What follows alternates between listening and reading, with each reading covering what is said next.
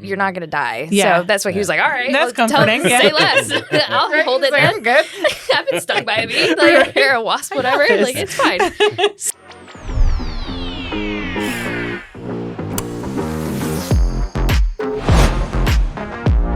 And welcome to another episode of Local Lens. I'm your host, John, alongside my lovely wife. And I'm Crystal.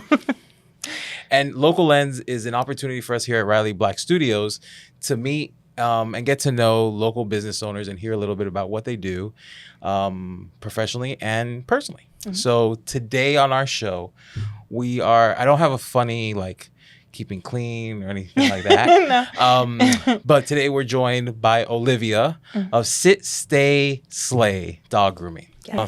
How's it going? Hello. Thank you for having me. Of course. So you see she was on standby to get that slay in She to was make waiting. sure. I was She's waiting, like, making sure that like, you got is he it. going to get it? Is he going to get it? Yeah. Yeah. Well, I mean, listen, he's notoriously, for this show and our other show, he struggles with the names of the company and the person. So I'm always waiting for the mess No, up. he got it. I should invest in a teleprompter.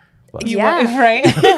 Yeah, but then you're going to sound like you're reading. Exactly, and that's why I don't do it. Yeah. I like to, and the little mess up is good for engagement. Right? Post it on TikTok. Right? People always love when people screw up, so.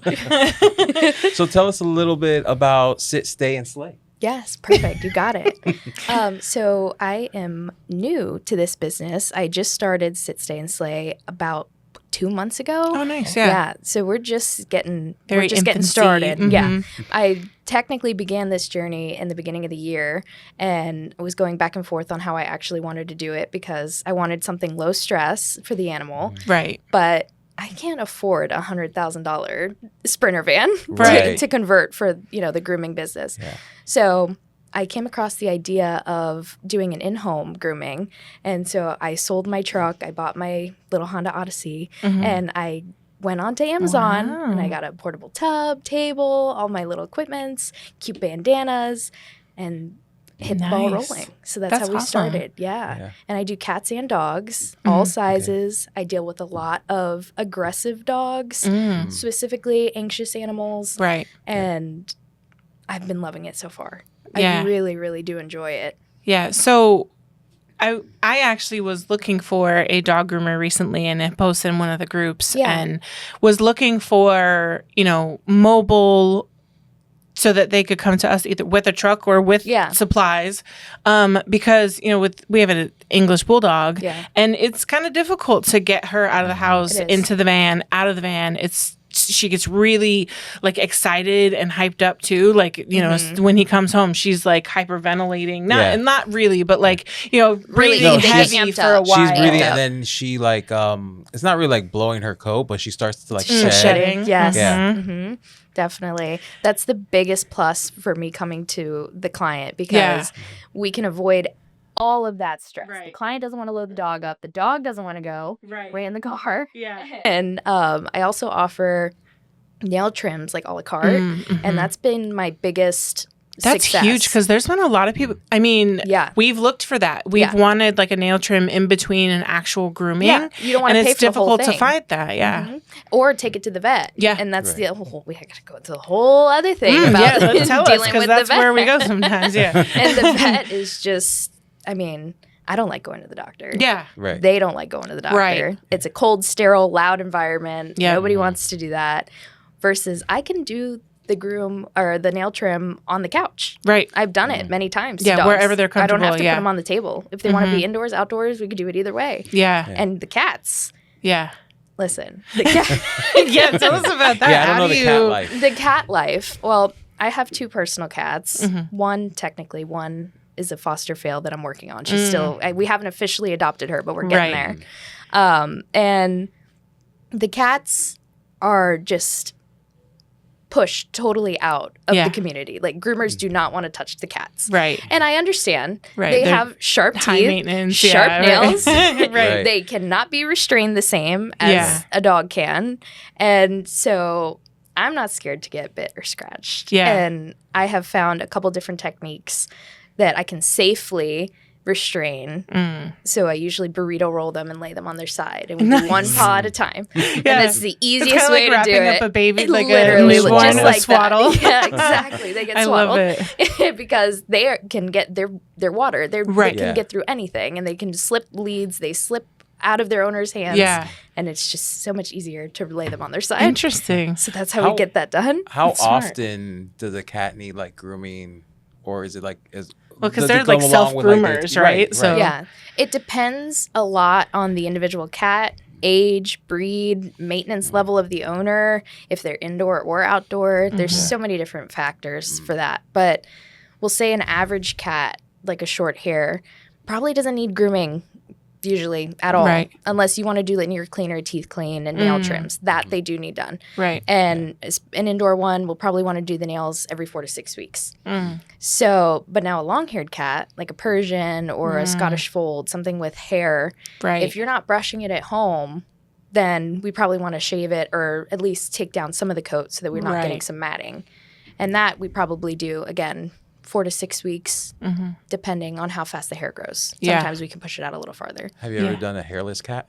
I haven't. No. That would be surprisingly. I've gotten an inquiry about it, but not actually. I haven't done one yet. So I do want to. Yeah. Because that would switch up my whole. Right. Yeah. I'm like, okay, well and I'm pretty sure they need unique care too, because even though they don't have hair, they kind of do have hair, but it's like prickly or it's weird hair. And then the skin care is then what it comes down to. So and they do. I think coconut oil is a big winner for keeping their skin moisturized. So we have a pig. And same with her. Like if you ever need to do anything for their skin or their coat, the coconut oil, and then especially there's a when specific they blow way. Their coat. Yeah. There's a specific way to clip their nails too. You basically flip them on their back. Oh, really? And then they're upside down. And then that's the easy, because they're very fast. They can slip out of anything. You can't really restrain them, but you put them on their back. A pig. You can't. Really? Yeah. You need some hearing protection. Oh yeah. Well, the girls that do ours, they're really good. They don't have hearing protection, and I'm like, but we can't hear from PPE, in the house. important, on job, because you can hear it in the house. I'll warn like my neighbors, like, hey, it's this last time train.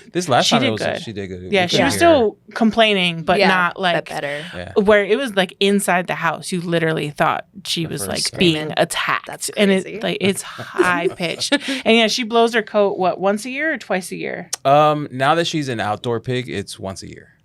Was it more inside it was twice. Frequently. Oh, okay. Yeah, inside the house it was twice. I guess because there wasn't the like temperature change as much. So I don't know, maybe that's what it was. But now she's so funny when she's naked too, because like I like it when she blows her coat. He loves and it. sometimes like right before she just has her mohawk. Oh, that's so cute. She just has her little mohawk. stripe. Yeah, that's always what falls out last. So what were you doing prior to dog grooming or cat grooming? All of the above. All right. Yeah. I did a bunny nail and how trim did you get too. into it? Oh, that's awesome. So kind of jack of all trades. I can't even tell you how we got here. Yeah. Honestly. I've been an animal lover, horse girl since I was a kid. Yeah. And so I've always had horses, dogs, cats around me. And originally I sought out, after I graduated and wanted to go to school, I wanted to be a vet or vet tech, something in the vet field. Yeah. But I kind of pivoted a little bit and tried out human med, and that's where I became an MA, and I worked in vascular for a little bit. Then I decided that I wanted to branch off and try to see if my book would take off, because I've written a couple books. Nice. Oh. And that was fun. Well, let's plug them. What are what books are they? Well, I have a kid's book that's called The Boy, the Dog, and the Rats, and it was based off of our pet rats and my son. Nice. And then my novel, it's like a young adult novel. It's called Almost, and that's kind of loosely based off of some life stories of mine that I kind of twisted into it, and it made it fun. But it did all right, and it was fun to do the little hobby. Yeah, you got it out of your system. Yeah, exactly. And I do still write poetry occasionally, but I found out quickly that human med wasn't for me. No offense to anybody, or like it's just not. I prefer to deal with the animals. Yeah. So we came back around. I did my horse training more full time, and then I ended up finding this dog training place, and I still work there currently. Okay. A couple days a week, and that kind of boosted it because I was like, okay, wait a minute. Now I can pair this together. I've done horse training now, and I've worked with dogs. I've done fostering, volunteering. So we're tying that together in working at the doggy daycare as the assistant trainer. And then while I was doing that, we have a couple of client dogs that have coats and they need baths and they need whatever. So I had the eureka moment of, wait a minute, let me see if I can look into this a little bit more on what it would take to be a groomer. And so I did the research. I did all my courses. I started building the business on the lowdown. And picking up family and friends' dogs. And now here we are. Now I was finally able to launch it September. Just the middle of September. Awesome. And so we've been taking clients since then. Congratulations. Thank you very much. That's a big That's a huge big step. step. It's been a lot. And it's a lot of late nights and a lot of, you have to have skills in just about everything. Social media, sales, animals, all the hats, people. right? I didn't realize exactly what I was getting into. None of us do. It's like, it's 10 o'clock. And then once you're in it, it's too late. There's no going back now. I've already put too much into it. I filed my LLC or my sole proprietor. And I got insurance. Exactly. Yeah. Like I'm in it, and then you're like, oh, but you have to do this and quarterly taxes and all. Yeah. Yeah, I was saying we're nearing end of year where now taxes come into play. It's like I'm gonna have to call somebody. Right. I mean, we know somebody if you need someone, but perfect. I don't have all my receipts. What do I do now? Yeah. I've just been saving everything, every single thing, and just putting it in a drawer, and I'll deal with this eventually. Right. Yeah. I mean, a good in between is I know a lot of my friends use QuickBooks to collect a lot of that information. We eventually got a CPA because it was easier to just be like, here's all my stuff. You do it. Yeah. I think that's the road I would like to go. Yeah. Well, and even as a small business, thankfully, a lot of CPAs are their own small business too. Yeah. And there's some that are like when you're on the like newish end, right? It's actually pretty affordable to get a CPA because you don't have you don't have to go back and do you it don't all. have the tons of transactions and all this payroll and all this other stuff that can make your finances confusing. And so this is like the perfect time to like reach out for that. And then they grow with you, cause like when I first started, it was like, I don't know, $45 a month or something. And I was like, wait, so $45 and I don't have to think about it. To do this. Yeah. It's like, say okay, less. call me. It's more now, but it's because it's more, incentive. So Well, listen, you'll have to give me the contact info. I got them all. I'm not doing that. Right? Yeah. So what area do you service? I service the entire Treasure and Space Coast. So I'll go all the way up to Melbourne and Palm Bay, and then I haven't gone really past Port St. Lucie. That's kind of been the cutoff, but not saying that I wouldn't. It would just depend on the client and how many animals and yada, yada, yada. Yeah. But I service all over. Yeah. Do you have any, I know it's only been a couple months, do you have any crazy stories about dogs or cats that you've groomed? I've had some pretty interesting clients. The one that sticks out the most would probably be it was just a nail trim. And like I said, I will take pretty much any animal. I do have muzzles. I do have different ways to try to go about it as stress-free as possible because that's the whole point. Right. But this one dog, the owner is so sweet, and she really wanted me to try. And I was, okay, we'll try it. And the dog, she just knew she just sensed You're it. here to mess with me. me. As soon as I pulled in. And she started out fine. I put her on the table because a lot of the times it'll keep them a little more immobilized because they kind of freeze. And, I'm not on the ground. I can't really, I don't want to freak out and fall. Get away easily. Yeah. So it just makes it easier, and I don't have to wrangle them as much. Yeah. But it didn't last long. She got aggressive pretty quickly. I'm just not happy. And so we tried the muzzle, but unfortunately when you try a muzzle after we're already going, it just kind of makes it escalate. So that's why it's like, if your dog has a bite history, just anything that might set him or her off, we'll put the muzzle on before I even start touching them. And you are going to put it on because I'm the stranger. They're going to think it's the whole thing. But yeah, she was growling and barking at me. We had 3 people restraining her, trying to keep her still. And at that point, I was like, listen, she's too stressed. We have to stop. There's my threshold. She's past it. Yeah. We're going to need medications on board next time before we even attempt it. Or she might need to go under sedation for that. Yeah. But we did try. And we do get a couple crazy. I had a cat that was bouncing off the walls trying to do the same thing. Yeah. Yeah, she got me. We got it done, though. Yeah. As soon as I could get her in the wrap, then we were good. Yeah. It was just getting her in the wrap. Yeah, I did like pet walking or pet sitting for a very short time a long time ago. Yeah. And it was one house had 2 cats. And one of them I literally never saw. Yeah. She was like, if you can, like, try and make sure. Proof of life? Like, yeah. I couldn't give her that. It was like 2 or 3 days. And I looked, and I didn't want to also be like in their business, right? So I'm like looking, but like just a cat. Right, yeah. And I'm like, I'm looking in the closet, but like there's things, and I'm like, she could be behind that, but I don't want to touch their stuff. Yeah, because then you're going to get accused. And I'm like, I'm sorry, I can't give you proof of life. But the food is going, and I don't think it's one cat. So I hope she's here when you get here. Let me know if you find her. Right? Maybe she's in your luggage. Right. Right. They get into everything. They do. Yeah.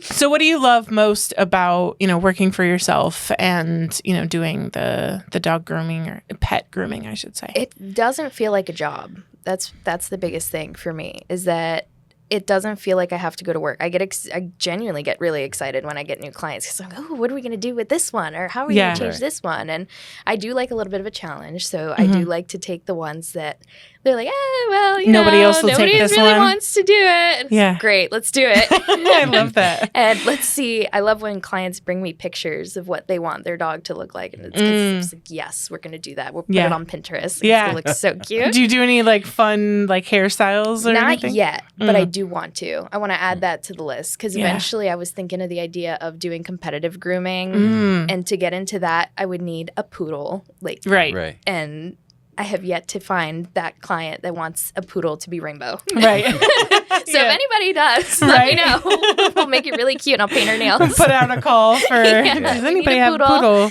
who wants to be a unicorn? We literally. Got you. So we were talking about before the show, so we have a stinky English bulldog. And we knew they were high maintenance when we got them, but we highly underestimated it was mostly how much. As far as I was concerned, I knew that they were high maintenance medically. Yeah. You got to make sure. Because the spush face. Yeah, because having no nose. Literally, they have an inverted nose. Yeah. I look at her profile and it indents. It goes in. I'm like, why is that the only part that indents? And then the other day I was cleaning her face because of the face rolls. Was gross. The face rolls. And then I found a new roll. A crevice. We've had her for what, a couple years now? Yeah. And I found right in between her eyes, there's a hole in there. Like you can stick your face. I'm like, how is that a full? And so now you got a new place for me to clean. Yeah. Luckily, it wasn't dirty dirty when I finally found it, but I was like, God, it's a lot. Yeah, you have to be careful of any products you use there. You really should avoid just a damp cloth, anything, right? Just to be really careful. True. If you get any water or stuff in there too, and then it just starts the whole yeast thing again, right? Yeah, and there are products out there that are specifically made for either the folds or the white dogs that get the tear stains and stuff. But you have to watch because that can cause more irritation than good, especially for the folds, because you're just trapping whatever fragrance that they put in it. Right. And it's like, okay, my dog's going to smell good for a day. Right. And now I have a yeast infection. Right. Yeah. There's a skin problem. We need antibiotics. Right. So that's just keep it as lightly damp as possible too, because of the water. You don't want any standing water in there Yeah. either. They're hard work. Yeah. The wrinkly, smushy All the face. folds. I showed her the video that I took of her refusing To go to inside. come inside Yeah. today She's before sunbathing. this. Yeah. Yeah. And she's like, oh, she's so cute. And I'm like, She's so cute. pain in She the is, butt. But she's stubborn and Very. and Does she although snort? yes, a lot? all the time. The snoring Can't hear it. is, Mhm. yeah. Deafening. We actually had we to have a competition in move the her. house between her and my mom.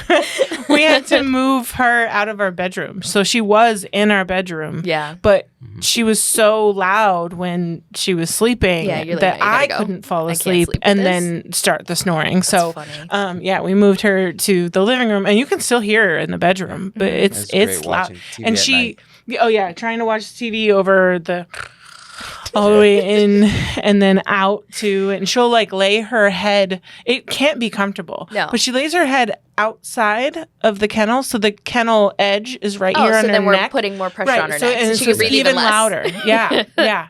So, but she just loves it, and That's tongue great. out, of Yeah. course, Yeah. is Of course. is a requirement.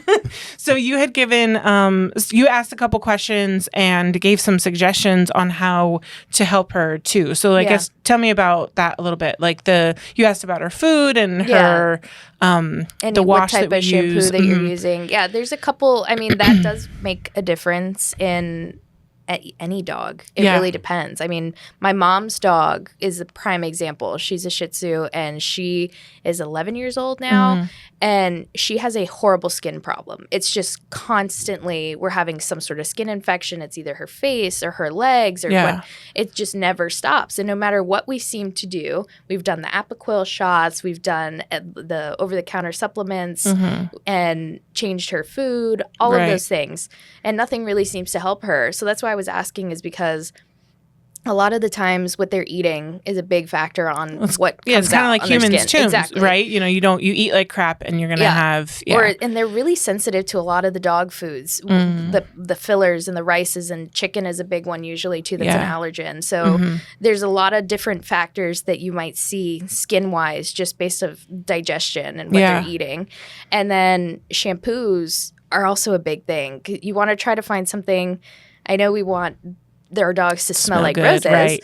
but in turn we have harsher chemicals. It's stronger fragrances, and it can also not mix well with sensitive skin. Yeah, but there are a couple products out there that are really good and cleaner. They don't smell as great, but that's where we can get fun with colognes and spritzes Yeah. and try to make it as good as possible through that. Right. Yeah. Do you have a favorite dog breed, either personally or that you like to work with? Personal favorite. Working with, I really like working with doodles. And I really like working with like golden retrievers and the double coated. I do enjoy that. Personally though, I have pitties and I'm a pittie lover. So I have to that's my favorite. Yeah. All overall. kinds, or do you have a special like? American Pit Bull Terrier. Okay. Or a mix. But Yeah. I'm really all dogs. Yeah. I can't pick. I have 2 pittie mixes and a Chihuahua Maltese. I was just gonna ask. I was like, even Yeah. Chihuahuas? Yes. Yeah. And she's great. I love her actually. Yeah. She does not fit the stereotype. She doesn't have the little dog syndrome. No.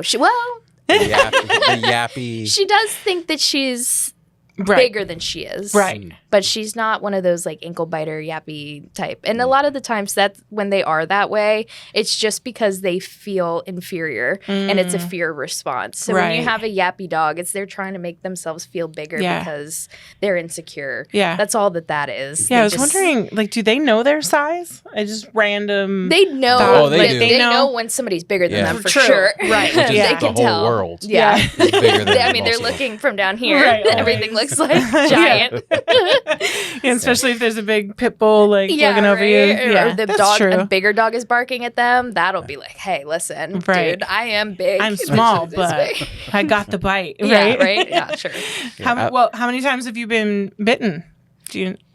In my grooming career, Mm-hmm. I haven't been bitten. Oh, good. Yeah, I got the snag of a tooth on a cat. But I wouldn't call it a full bite because Right.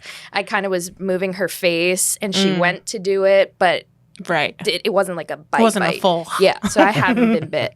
That's good. You know. Yeah. Hopefully we keep it that way. I try to keep it really low stress so we don't have to escalate to right. that. Yeah. And that's what working for the doggy daycare and the trainer, I've learned a lot more than I knew. I knew a good bit, but I've really gotten good at learning dog behavior. Yeah. And reading the subtle signs before it escalates into something because we don't want any dog fights or anything like that. Right.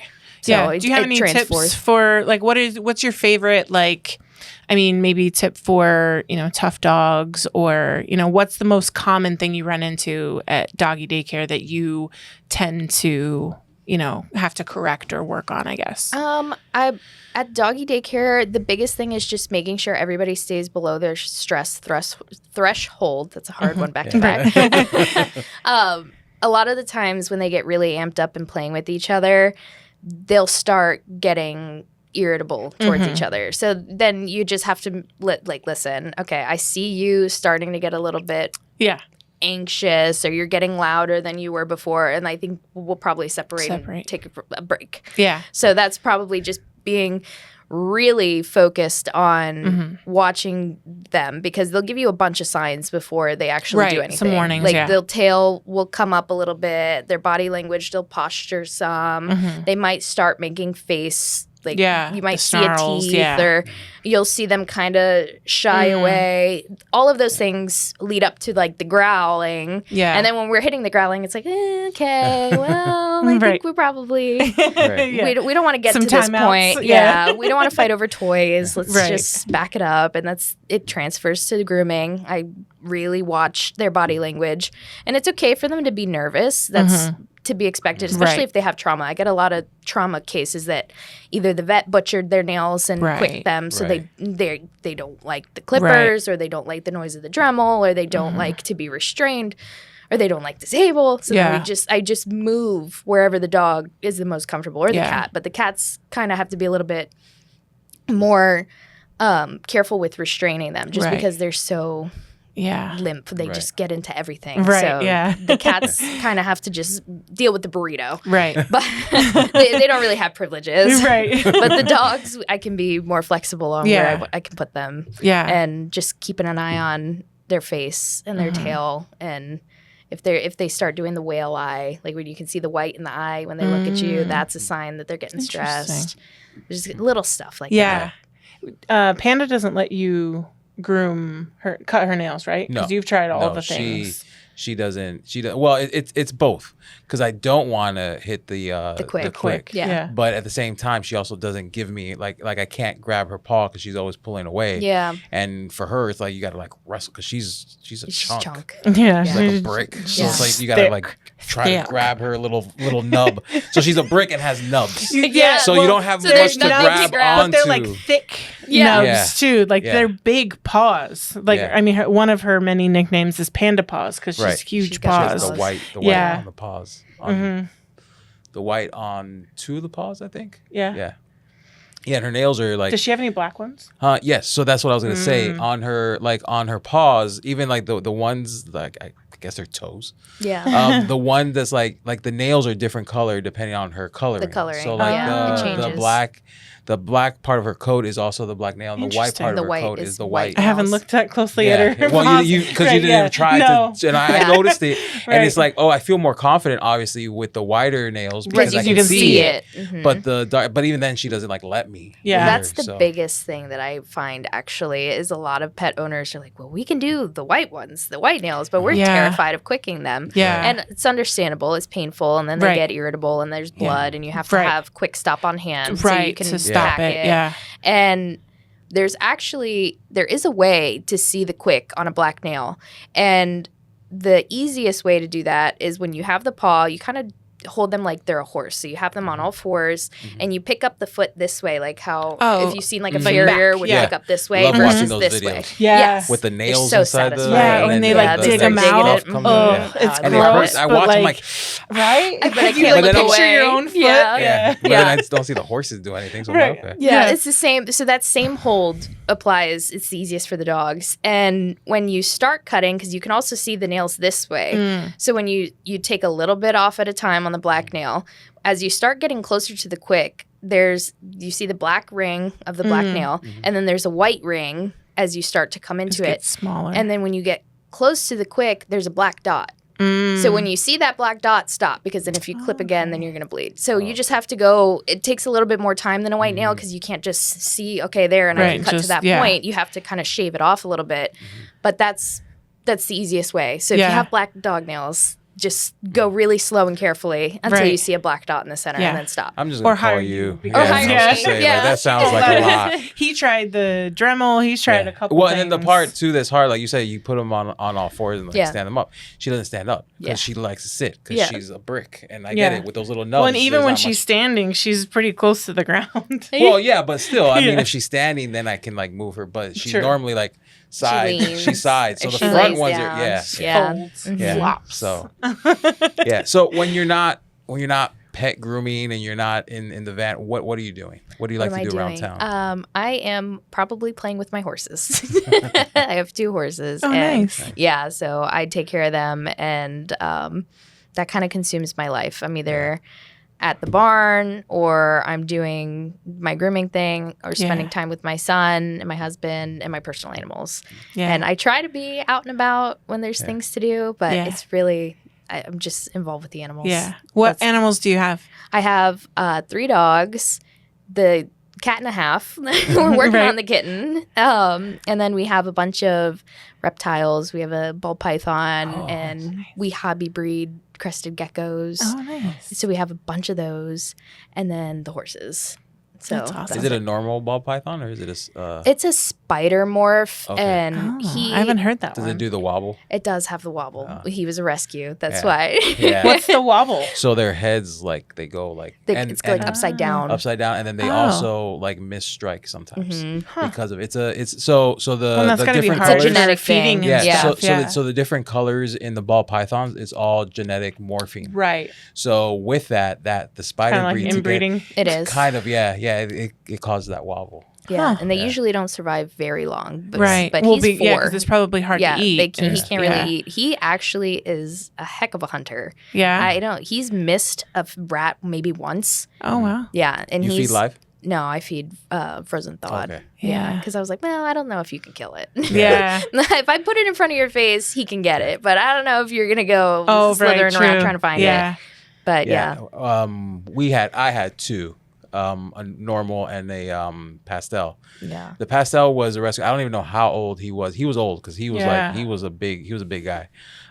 He would not eat frozen thawed. Really? He was so high maintenance. Picky. Yeah. And I didn't want to feed him live because I didn't want him to the rat to injure the snake. So I would have to buy him live. Yeah. And then knock him execution. out. Knock him out so that doesn't, then he would eat. But he would not eat no matter how warm I got the rat. They are picky. Ball pythons are notoriously picky. He'd go like a couple weeks, and then he'd bring them, a medium, and then that was the other thing. Sometimes they wouldn't have like the large, or they wouldn't have the medium. They wouldn't have the right size.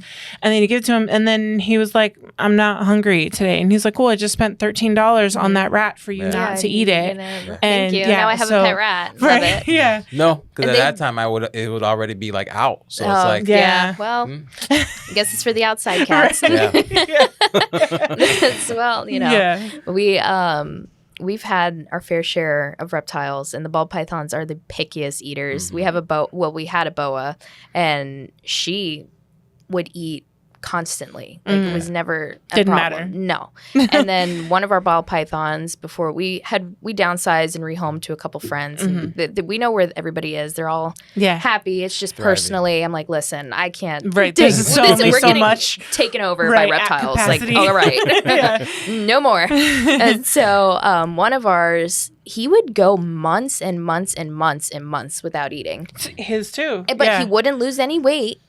He was still active. He was still fine. But we at that point, we had called one of my husband's friends is a breeder, and we're like, it's been like 9 months since he has eaten last. And he's like, I had one that's gone over a year. Yeah. Okay. How long did he go when we moved? When we moved from Colorado to Florida, didn't he like not eat for the longest time? So the move from Florida to Colorado was like a year. He went without eating. Yeah. was a year. And I think that had to do with temperature. His temperature. I think that had to do a little bit with temperature. He was kind of like almost in hibernation, kind of. Yeah, kind of. I think it was a little cooler, even though because he moved in like November. Yeah. So it was cold in Colorado. Even when you have the heat on in the house, the like ambient temperature is still much colder than Florida. But even here, he would give all the signs because I would know like when he starts like going around his cage. Yeah. It's like, okay, he's hunting. He's hungry, right? Yeah. I would offer. Nothing. He still didn't want it. Nothing. I even offered live one time. And he had no. And I'm like, well, this thing isn't going to escape and run through the house. So I'm going to go ahead and get rid of this rat. Yeah. So that's the main reason why we haven't got. And he just, I guess, of age, because one day he just like, he was fine last night. And then he was like upside down. Not fine. Oh. And it was like, oh, well, okay, well, he lived. I mean, he was old. I don't know how old he was. Because I already got him fully grown. Yeah. And from there, we had him for like 4 or 5 years. Yeah. So he was definitely, it was definitely like just that. And that might have been why he wasn't eating as well, because once they get older, they're not growing. The older he got, that's true. So our boa came from somebody who we thought was a reputable breeder, because we go to like the Repticons and stuff, even just to look. But we like to check out the breeders. I know, my wallets don't appreciate it. Had to take a break. Right. But we had gotten our boa from one of the breeders there, and they have a decent, like, they were. Okay, it's a good person. This is what they said. Yeah. For how long that he had been on eating. He was taking frozen thaw. They had him for, like, he was captive, born, bred, whatever. No, he wasn't. No, he was wild caught. And we found out the hard way, because he ended up dying for no apparent reason, because he was a really healthy, active snake. But on further inspection, he ended up having parasitic something that was only found in wild caught. Of course. So it's like, come on, man. Yeah. Right. We spent $700 on this snake. Right. But so that was unfortunate. Yeah. But the ball pythons, in comparison, the boas, like, they're in their whole other league. Yeah, they're and ball pythons are, like we were talking about, the temperament of different dog breeds and everything. The temperament of the ball python, they only strike really to eat. So whenever you get bitten is because either you got in the way, you got in the way of you were handling rats and they smell it on you. Where like boas and other snakes, they're a little bit they're feisty. They're a little bit just more like, I don't want you to touch me. I don't want to be handled today. Right. Yeah. So I'm gonna show you. Right. I don't want to be handled today. Yeah.